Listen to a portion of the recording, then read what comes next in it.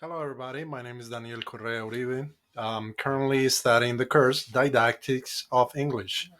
I chose the topic grammar expert because I identify with this topic. I'm also doing like some English teaching on the side, so grammar is like a top priority when a person wants to learn English. So let's dive into the topic. As a grammar expert, I'm going to explain in full details the importance of grammar. So the importance of grammar, we can pretty much say like grammar provides accuracy in communication, supports fluency by giving a structure, is essential for academic and professional success, and helps learners express complex ideas clearly.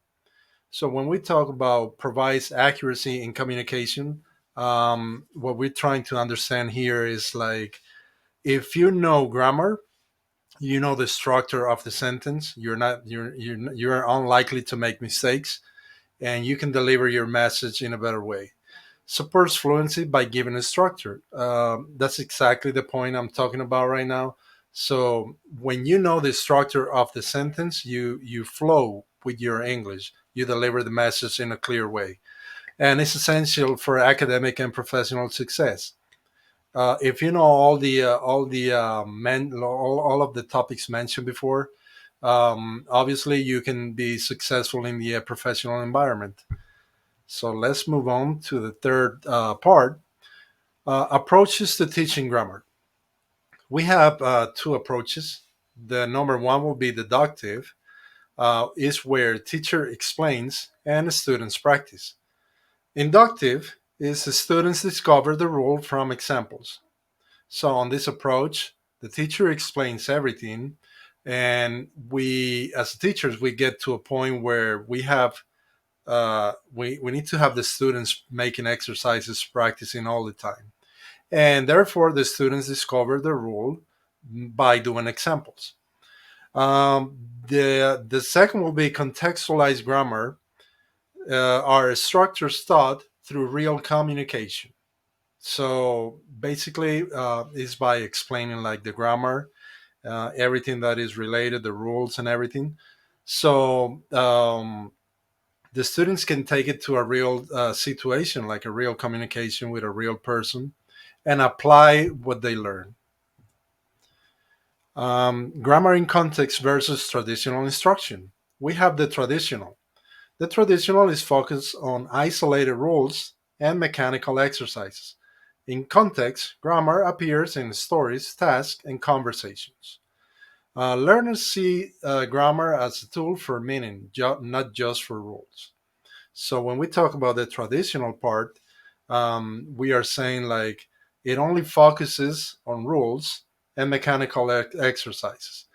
Um, you can pretty much find the grammar in everything you're going to read: a manual, a story, a task, a conversation. You have to apply the grammar. Now we move on to the techniques to make grammar engaging. So one of my favorite techniques will be like games and competitions. We have like we could dive into topics such as grammar, auction, quizzes, and storytelling. The storytelling is very important because learners create stories using target grammar. So they have to apply the grammar they learned during the class to create the stories. How do they start the sentence? How do they continue to make like the text or the reading engaging or more engaging to the readers? And basically applying all these tools are essential for storytelling. Now we move on to the other one, which is role plays and tasks. Grammar emerges naturally in use. Technology tools such as Kahoot, Quizlet, and interactive worksheets. Um, as I was saying before, we can study grammar in pretty much like all the senses. We find many useful resources on the internet. Kahoot is a good tool. You can find there like many exercises of grammar. And the fun part about it is like you can make this tool, and you can create games, and people, while they play these games, they learn the grammar. So it's very interesting. Let's move on to the next one: communicative grammar activities. So we have for communicative grammar activities, we have number one, information gap. Students ask or answer using target grammar. Number two, we have story completion. Build a story sentence by sentence. So in number one, the students will ask or answer by using and applying the grammar. And when they are doing the storytelling, they can build stories sentence by sentence to provide a meaningful outcome. And on the other side, we have grammar auction, which is identify and bide on correct sentences. So that is a great activity as well. All right, one of the common challenges we're going to talk about here about common challenges and solutions.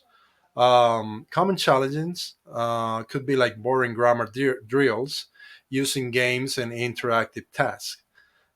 Difficulty, applying rules. Teach grammar in real context. So every time we approach our students as teachers, we need to teach the grammar in real context, so they can be ready to use it in real life situations. Uh, Another challenge people face when they are learning grammar could be the fear or mistakes. So, as teachers, we need to encourage collaboration and peer correction. So, if one of my students make mistakes, we need to point out what mistake they are making and provide the right or the perfect solution for it. Now we go to the CEFR B1 can do statements, which is grammar.